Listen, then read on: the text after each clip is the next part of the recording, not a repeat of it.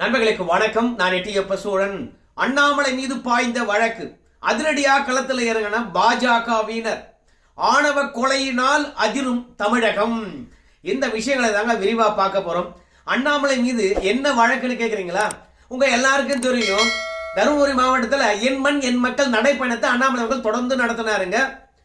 பொம்படி அப்படின்ற இடத்துல பள்ளிப்பட்டி என்ற கிராமத்துல மாதாவுக்கு மாலை போடுகின்ற விவகாரத்துல அங்கிருந்த சில பேர் அண்ணாமலை மாலை போடக்கூடாது என்று எதிர்ப்பு தெரிவித்தார்கள். ஏன்னா மணிப்பூர்ல திட்டமிட்டு கிறிஸ்தவர்களுடைய வீடுகளும் கிறிஸ்தவர்களும் கொளுத்தப்பட்டார்கள். அந்த இடத்துல பிஜேபி கட்சியினரும் பிரதமர் மோடியும் போய் பார்க்கல. அதனால கிறிஸ்தவர்களுக்கு எதிரானவர்கள், நீங்க மாதா சுத்தமானவள், அவ மீது களங்கம்பட்ட நீங்கள் மாலையிடக்கூடாது என்று சொல்லிட்டு பல பேரும் எதிர்ப்பு தெரிவித்தார்கள். அதற்கு அண்ணாமலையை பொறுத்த வரைக்கும், மாதா கோயில் உனக்கு சொந்தமானதப்பா, பட்டா வாங்கி வச்சிருக்கியாப்பா, உனக்கு சொந்தமானது இல்லை இல்லையா, கோயில் அனைவருக்கும் ஆனதுதானே, மாதாவை யாரும் வணங்கலாம் இல்லையா அப்படின்னு சொல்லிட்டு அழகா அமைதியா பேசினாரு. அந்த வீடியோவை நம்ம தந்தோம். ஆனா அங்க இருக்கிறவங்க திமுக ஆட்கள் அதனால தான் எதிர்ப்பு தெரிவிக்கிறாங்க அப்படின்றது எல்லாருக்கும் தெரிஞ்ச விஷயம். அவங்க போட்டோலாம் கூட நம்ம நேத்து வீடியோவில எடுத்து போட்டு காட்டணும். இப்படி அண்ணாமலை அவர்கள் மாதாவுக்கு பிரச்சனைக்கு மத்தியில போய் மாலையிட்டு நம்ம மரியாதை செலுத்தணும், மாதாவை வணங்கணும், மனதை கிடைக்கணும் அப்படின்னு சொல்லி போட்டு செஞ்ச செயலானது பொது அமைதிக்கு குந்தகம் விளைவிக்கின்ற வகையில் அண்ணாமலை செயல்பட்டார்.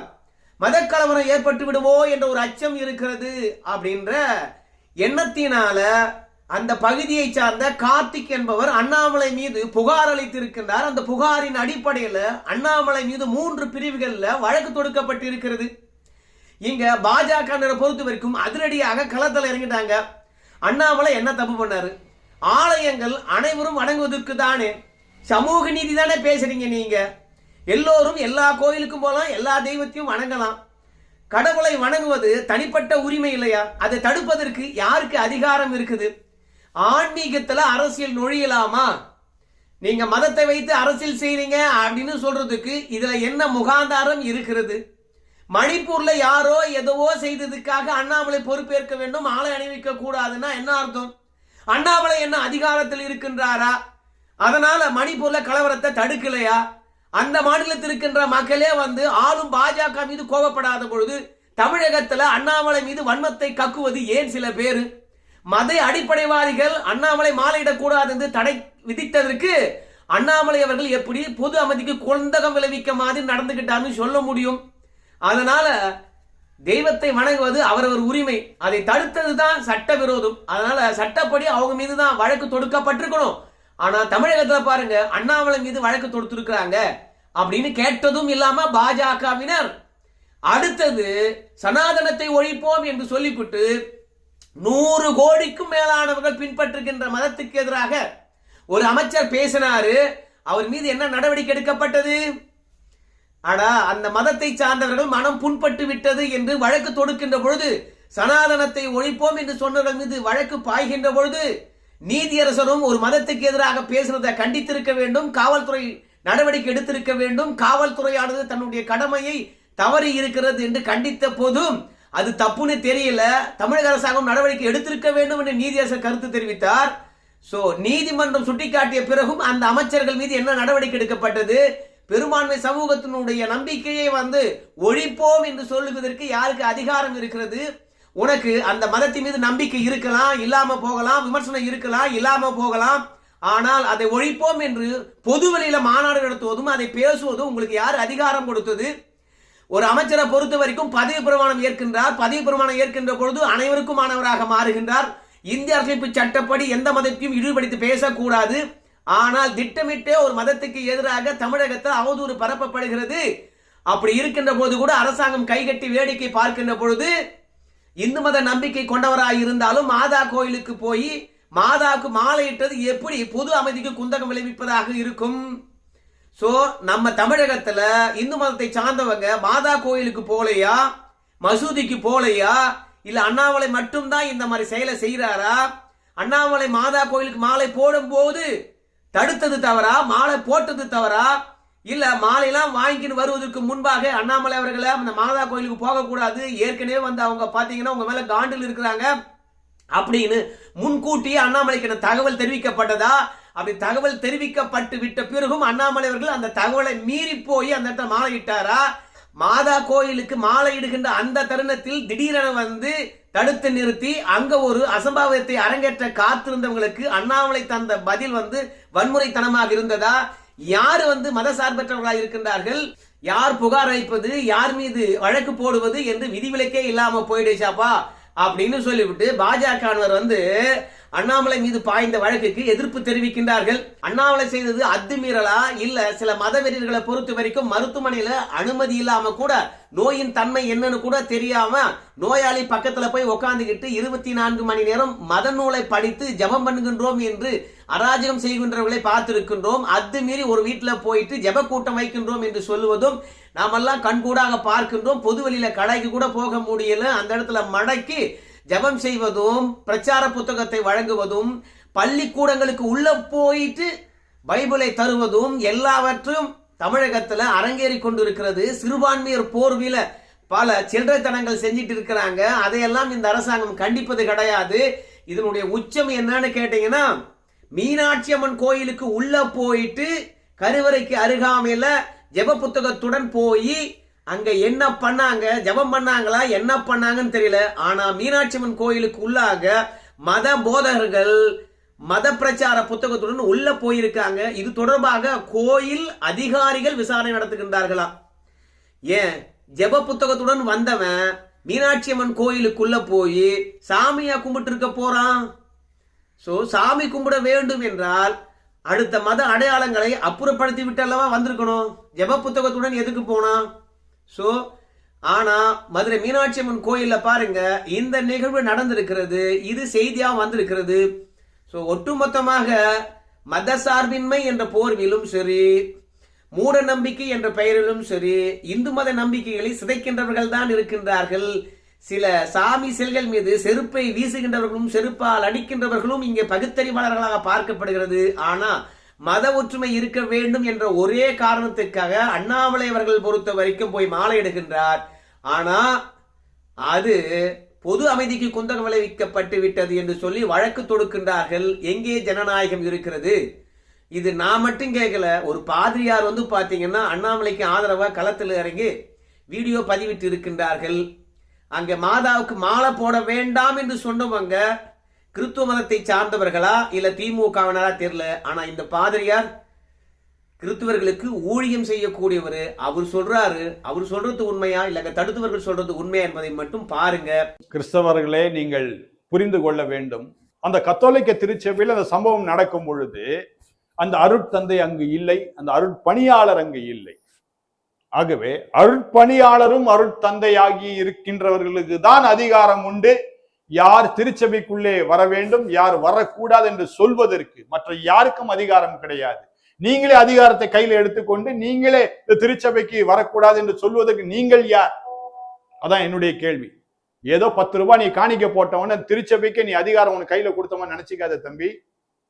ஆனா அந்த சந்தர்ப்பத்துல அருமையான மாநில பிஜேபியினுடைய மாநில தலைவர் திரு அண்ணாமலை அவர்கள் நீங்க சொன்ன ஒரு வார்த்தை, நாங்க உங்களை விடவே மாட்டோம், நாங்க தடுப்போம், நீங்க மாலை போடக்கூடாது.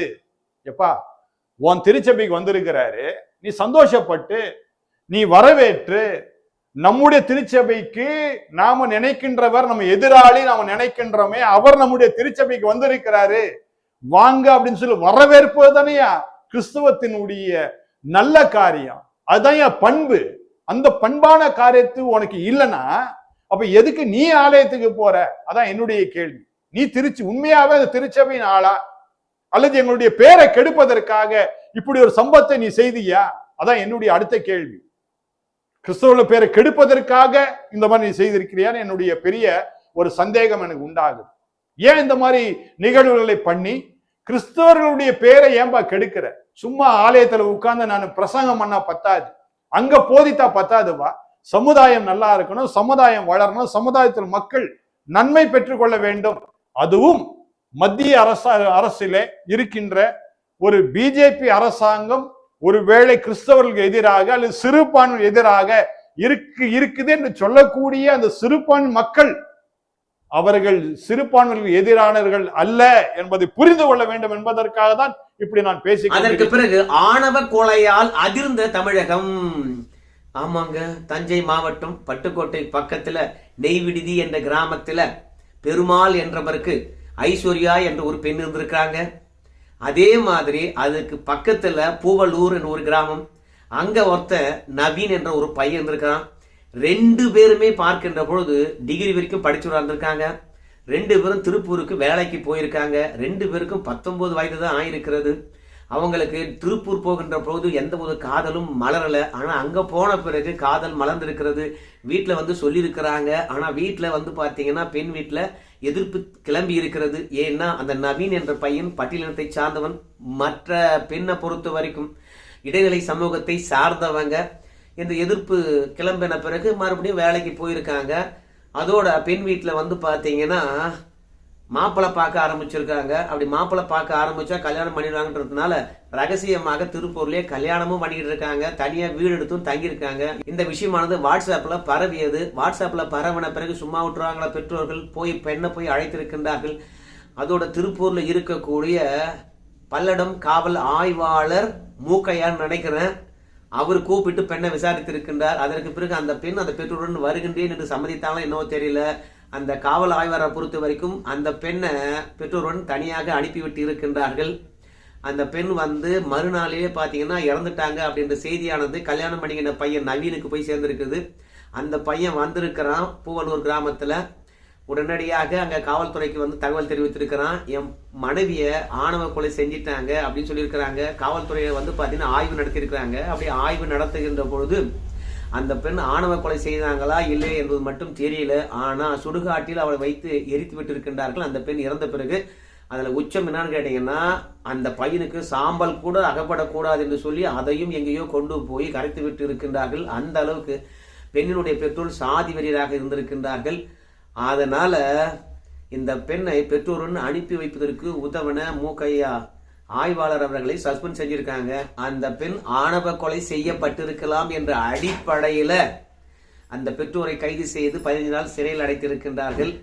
அதோடு இல்லாம அந்த பொண்ணை கல்யாணம் பண்ணிக்கிட்ட நவீன் அவர்களுக்கு அந்த பொண்ணுடைய பெற்றோரே வந்து அவங்க ஃப்ரெண்ட்ஸு கிட்ட சொல்லி என் பொண்ணை நாங்க கொண்டுட்டோம், அந்த பையனுக்கு சாம்பல் கூட கிடைக்காது என்ற தகவலை இவங்களே சொல்லி அனுப்பியிருக்காங்க. ஸோ அந்த அளவுக்கு சாதி வெறியர்களாக இருந்திருக்கின்றார்கள். ஏதோ கை முடம் கால் முடம் வயசானவன் வேலை வெட்டி இல்லாதவன் பொண்ணு அவங்களை கல்யாணம் பண்ணிக்கிச்சு அப்படின்னு சொன்னா கூட இந்த மாதிரியான தவறான செயல் ஈடுபட்டுட்டாங்கன்றதுனால ஒரு நியாயத்தை பேசுவானுங்க ஊர்ல. ஆனா 2 பேருக்கும் வந்து பாத்தீங்கன்னா 19 வயசு தான். 2 பேரும் பொறுப்பா படிச்சிருக்காங்க. படிச்சுட்டு வேலைக்கும் போயிருக்காங்க, வேலையும் செஞ்சிருக்கிறாங்க. ஆனா அப்படி இருந்தும் 2 பேரையும் பிரிச்சு அதுக்கப்புறம் பொண்ணை கூட்டின்னு வந்து சாகடிச்சு கொளுத்தி ஆணவ கொலைகள் இன்னும் தொடர்கிறது. இதற்கு எதிராக தமிழக அரசாங்கமானது எந்த நடவடிக்கையும் எடுப்பது கிடையாது. ஆனா போங்க, அவங்க எல்லாருக்கும் தெரியும் வேங்க வயல்ல மலம் கலந்தவர்களையும் இன்னும் கைது பண்ணாம இருக்கிறாங்க. பள்ளிக்கூடம் மாணவன் ஏதோ பேசிட்டான்னு சொல்லிட்டு வீடேறி வெட்டின நிகழ்வெல்லாம் நடந்து இருக்கிறது. பள்ளி பிள்ளைகளுக்கு வந்து பாத்தீங்கன்னா தின்பண்டங்கள் கொடுக்க மறுத்துட்டாங்க. இரட்டை கொலை முறை இருக்கிறது. ஸோ ஏகப்பட்ட பிரச்சனைகள். அண்ணாமலை அவர்கள் கூட இன்னைக்கு எண்மண் எண் மக்கள் நடைப்பயணத்தை சொன்னாரு.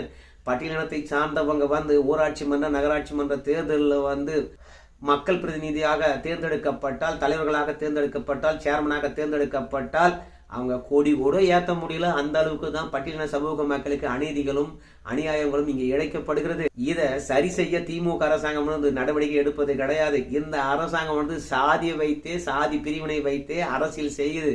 அதனால திமுகவினுடைய ஆட்சிக்கு பலகமாக இருப்பது ஒரு கால் சாதி தான். அந்த காலை உடைச்சிட்டோம்னா இந்த ஆட்சி ஆட்டம் கண்டுடும் அப்படின்னு சொல்லிட்டு பேசினாரு. இன்னைக்கு ஆணவ கொலையாளர் செய்யப்பட்டிருக்குது, அதிர்ந்து இருக்கிறது தமிழகம்.